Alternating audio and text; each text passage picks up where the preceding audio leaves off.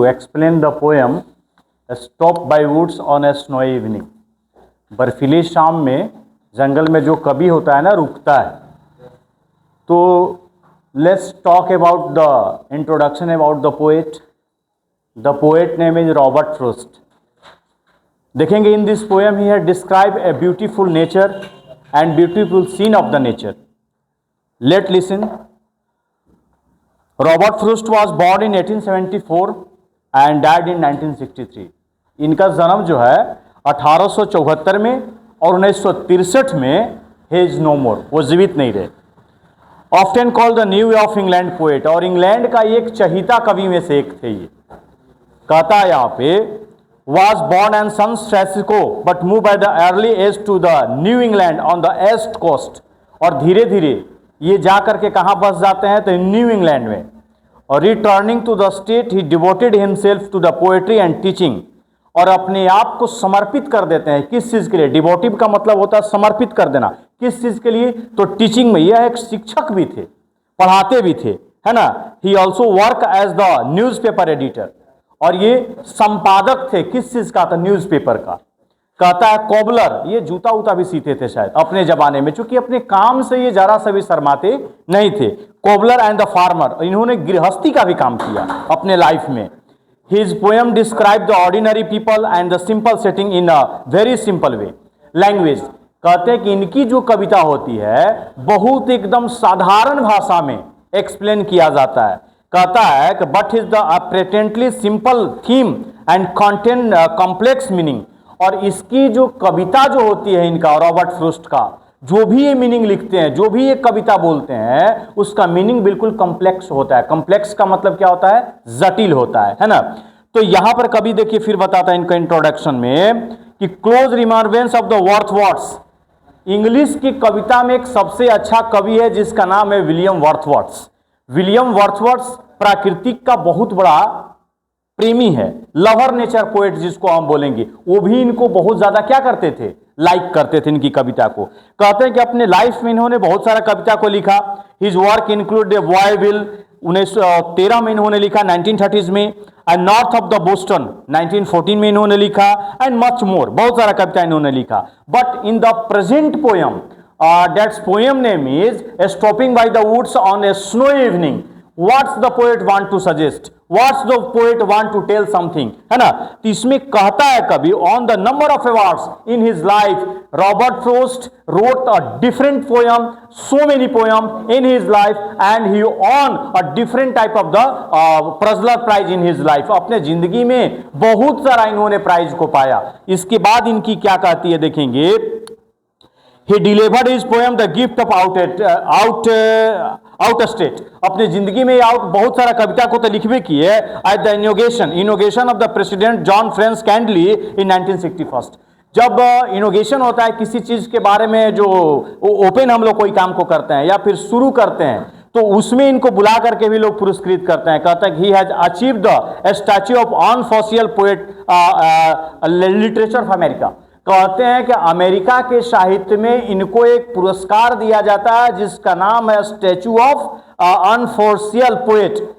अनफॉसियल poets के नाम से इनको प्राइज दिया जाता है. तो देखेंगे इस कविता में कवि बताने की क्या क्या कोशिश किया. यहां तक तो हम जान गए रॉबर्ट फ्रॉस्ट के बारे में कि इंग्लैंड के रहने वाले हैं और इन्होंने अपने जिंदगी में बहुत सारे कविता को लिखा. लेकिन आइए इस कविता के माध्यम से अब देखते हैं कवि क्या कहता है. तो कवि कहता है यहाँ पे कि the poem stopping by the woods on a snow evening, यानी कि जंगल में, बर्फीले जंगल में एक दिन की बात है कि कवि ना उस जंगल में रुकता है. रुकने के बाद कहता है कि हैज बीन रिटन. इस कविता को किसने लिखा? The poem has been written by Robert Frost. ये कविता को किसने लिखा है? रॉबर्ट फ्रॉस्ट ने लिखा है. कहता है कि who is a famous poet of England. ये इंग्लैंड के सबसे लोकप्रिय और प्रसिद्ध कवि में से एक थे. कहता है कि इन दिस पोएम, इस कविता में, the poet is travelling on a horse. इस कविता में कवि जो होता है घोड़े से सवारी करके जंगल को क्रॉस करते जाता है ना. किस चीज से? तो घोड़ा से. द पोएट इज ट्रेवलिंग, सफर करता है.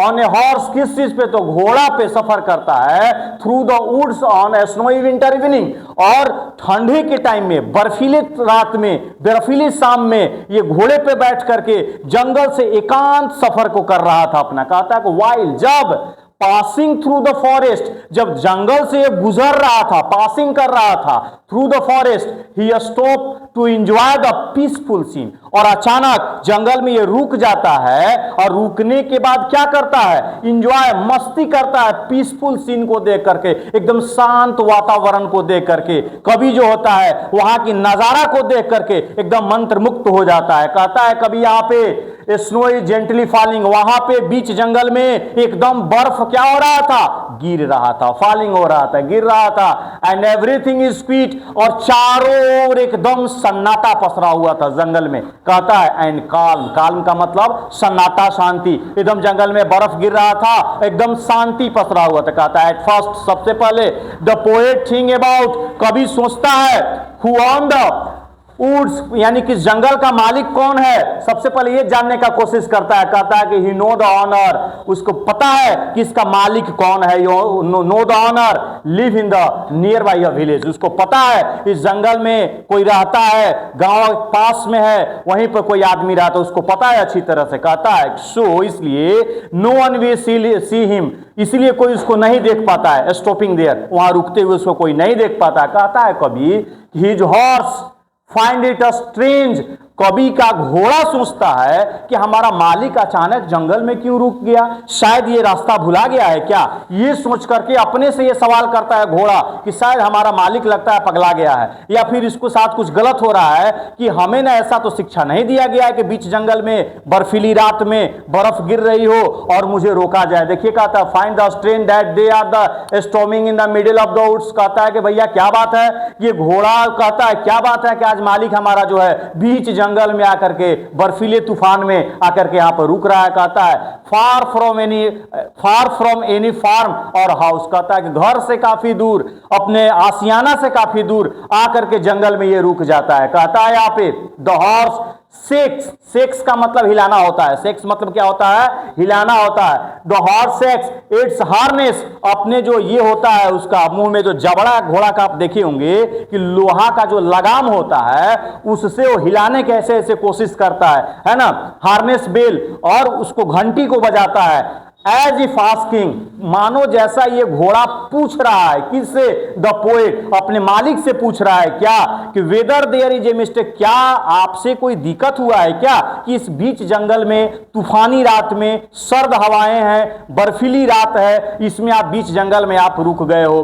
ये कौन पूछ रहा है, ये घोड़ा जो है अपने मालिक से पूछ रहा है कि शायद लग रहा है मालिक हमारा रास्ता भटक गया है या इसे इस चीज के बारे में पता नहीं है। कहता है यहां पे एक्सेप्ट छोड़ करके for the sound of the horse well, वहां पर मानो जैसे सिर्फ घोड़े की साउंड की आवाज आ रही थी, उसके किस चीज का, तो लगाम का। कहता है horse bell only the soft wind and falling snow can be heard, कहता है कि उस जंगल में सिर्फ व सिर्फ हवाएं और बर्फ की सनसनाहट गिरती हुई जो साउंड थी वही सुनाई दे रहा था, और बाकी कोई चीज सुनाई नहीं दे रहा था। वहां क्या, एक हवा और बर्फ जो फॉलिंग कर रहा था, गिर रहा था, वही सुनाई दे रहा था उस जंगल में। कहता है द फॉरेस्ट इज कॉल्म, जंगल एकदम शांत था, एकदम साइलेंट था, एंड द ब्यूटीफुल, और बिल्कुल सुंदर देखने में लग रहा था। द पोएट फील, कवि महसूस करता है, अटैच्ड टू द वुड्स, मानो जैसे कवि को उस बर्फीली रात से पूरी तरह से क्या हो गया है, प्रेम हो चुका है, उसको एकदम पूरी तरह से उस जंगल से लगाव हो चुका है। कवि कहता है because they are the lovely dark and deep, वो जंगल जो था वो देखने में काफी एकदम मधुर, प्रिय, सुंदर, अंधेरा और बिल्कुल गहराइयों में छुपा हुआ था। और कवि कहता है कि मुझे ऐसा जगह बिल्कुल पसंद है। इसके बाद देखिएगा कहता है the peacefulness make him want to stay longer, यही वो वजह था जंगल का कि जितनी भी सन्नाटा था, जितना भी शांति प्रदान हो रहा था, उसी शांति प्रदान में कवि अपने आप को वहां पे विश्राम देना चाहता था। सोचता है कि भाग दौड़ भरी जिंदगी से बेहतर है कि इस बर्फीली रात में, इस बर्फीले तूफान में, इस जंगल में कोई आता जाता नहीं है, और यहां मैं आकर के शांति कुछ पल के लिए मिले, है ना। कहता है कि बट लेकिन देन द पोएट रिमेंबर, तब कवि को याद आता है क्या, दैट ही हैज रिस्पॉन्सिबिलिटी। अरे भाई मुझे आराम करने से काम नहीं चलेगा, मेरे ऊपर कोई जिम्मेवारियां हैं। We will take the responsibility, if you are not taking the responsibility then you can not achieve everything and we can not success our mission, है ना। हम अपनी जिंदगी में कुछ नहीं कर पाएंगे, अपने मिशन से, मकसद से अपना पूरा नहीं कर पाएंगे। उसे याद आता है कि इस जंगल में जो मैं आराम कर रहा हूं, इस दृश्य को देख करके मैं पूरी तरह से ललायित हो जा रहा हूं, ये देखने का, सोचने की समय नहीं है। कहता है बट द पोएट रिमेंबर, उसे याद आता है that he has the responsibilities, duties. कहता है कि इसके कंधे पे एक जिम्मेवारियां हैं, he will take the response. कौन सा जिम्मेवारी? तो कहता है the promise to the fulfil. कहता है कि भैया मैं वादा करता हूं कि अपने जिंदगी में हर कुछ अच्छे से करूंगा। कहता है यहाँ पर ही has to continue the journey. अब कहता करे रुकने से काम नहीं होगा, उठ जाग मुसाफिर भोर भयो, अगर रुकेंगे तो पीछे हो जाएंगे। हमें क्या है, अपने जिंदगी में आगे बढ़ते जाना है, निरंकुश बढ़ते जाना है, और एक दिन हम अपने मिशन से सक्सेस पा लेंगे। कहता है जर्नी सो इवन, इसलिए though he want to rest there. यही वजह था कि कभी वहां पर रेस्ट करने के बजाय थोड़ा सा रेस्ट किया, और जब उसे याद आया कि अपने लाइफ में बहुत कुछ मुझे पाना है, बस तुरंत वहां से उठ करके अपना चलता जाता है, चलता जाता है। ही टेल, कभी कहता है क्या, हिमसेल्फ, अपने आप में, and mile to go before I sleep. कहता है मुझे सोने से पूर्व, सोने से पहले मुझे माइल सफर करना है, लाखों कोसों दूर मुझे जाना है। मैं इस प्राकृतिक की गोद में इस सुंदरता को देखूंगा तो मेरा सफर छूट जाएगा, है ना। तो मैं ये सफर को छोड़ना नहीं चाहता हूं। सफर का एक पार्ट है क्या, तो काल्मनेस, शांति, ब्यूटीफुलनेस, नेचर।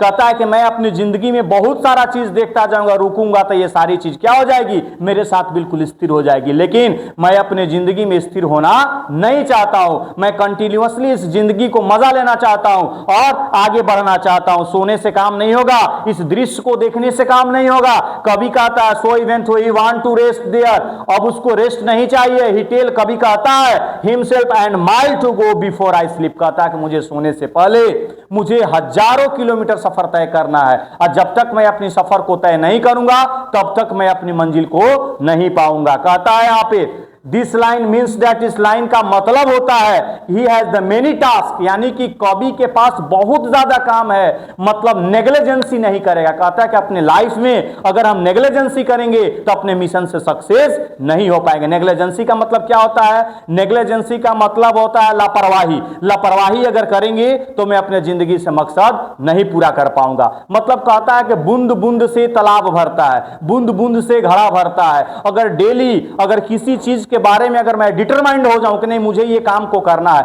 एक दिन में सक्सेस नहीं हो पाएंगे। आपने कहानी को पढ़ा होगा कछुआ और खरगोश वाला, रफ्तार ज्यादा दीजिएगा तो आप थक जाइएगा। Slow and steady win the race, धीरे धीरे अपने सफर में चलते रहिए, चलते रहिए, निरंकुश चलते जाएंगे और डेफिनेटली एक दिन आप अपने मंजिल को पा लेंगे। कभी कहता है कि हमारे जिंदगी में बहुत सारा काम बचा हुआ है, बहुत सारा पेंडिंग काम बचा हुआ है, और ये इस दृश्य को अगर हम देखते रह जाएंगे तो मेरा बहुत सारा पेंडिंग काम क्या हो जाएगा, अधूरा रह जाएगा। इसलिए मैं रुकूंगा नहीं, मैं करता जाऊंगा, चलता जाऊंगा। कहता है He has the many tasks, उसके पास बहुत सारा काम है to complete in his life, अपने जिंदगी में बहुत सारा काम करने के लिए इसका बाकी है। कभी का कहता है कि बिफोर ही कैन रेस्ट, सोने से पहले।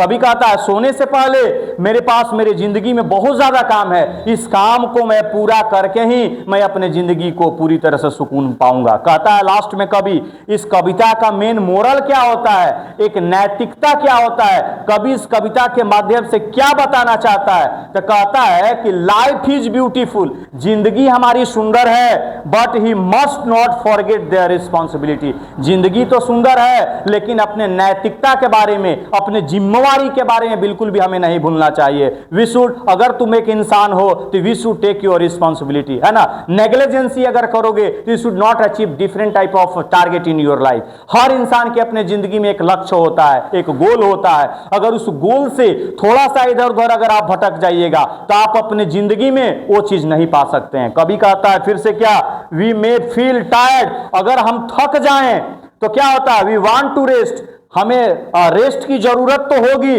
But we should complete our duty. कवि कहना चाहता है कि जब थक जाता है तो उसको रेस्ट की जरूरत होती है। रेस्ट कब लेना चाहिए? जब तक कि आपका मिशन सक्सेस ना हो, जब तक कि आपका काम पूरा ना हो। जब तक आप पूरा नहीं होते हो अपने काम से, तब तक हम लोगों को रेस्ट नहीं लेना चाहिए। निरंतर हम लोग को चलते रहना चाहिए, अपने काम को करते रहना चाहिए, और एक दिन जरूर आप एक कामयाब और एक बेहतर इंसान बन जाइएगा। कभी कहता है फोकस एंड कमिटमेंट सबसे बड़ी चीज होता है कि जिस चीज के लिए आप काम कर रहे हो, कोचिंग में यहाँ पर आप पढ़ने आ रहे हो, तो सबसे पहले आपका एक फोकस होना चाहिए, एक गोल होना चाहिए कि मेरी फोकस क्या है, हमें क्या करना है। अगर अभी से आप अपना एम को, अपना लक्ष्य को निर्धारित नहीं करेंगे तो क्या होगा? आप अटक जाएंगे, आप अपने नहीं पा पाएंगे। तो आज से आप डिटरमाइंड हो जाइए, you should take your responsibility, what will be you do in coming next coming future, है ना।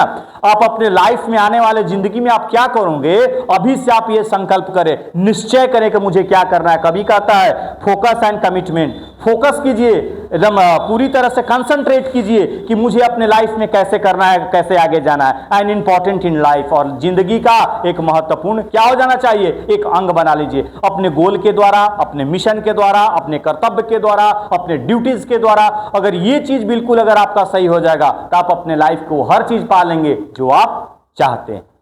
यही था हमारा कविता, आज का कविता का मेन मकसद यही था, है ना।